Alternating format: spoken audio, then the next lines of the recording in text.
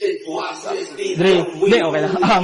Tough shot by Dre Nocum. Just your thoughts, especially na napaka-defensive minded ng guards ng Magnolia. Ako, ganda. Pang superstar move yung kay Nox, kahit kami nagulat kami. Pero, yun. I've noticed in this game ng Rain or Shine, mas nabibigyan ng kumpiyansa and minutes yung guards niyo, especially ikaw. Just talk about ano pa ba yung kinakailangan or hinihingi sa'yo ni Coach Yeng in this type of games? Kailangan maging consistent na sa defense. Kasi yung first 2 games sa amin talaga wala kaming pangit ang defense sa amin. Pero yung last 3 games, kumbaga, andun yung defense sa amin and hindi naman mawawala yung offense.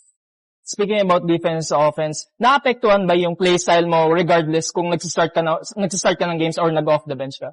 Hindi.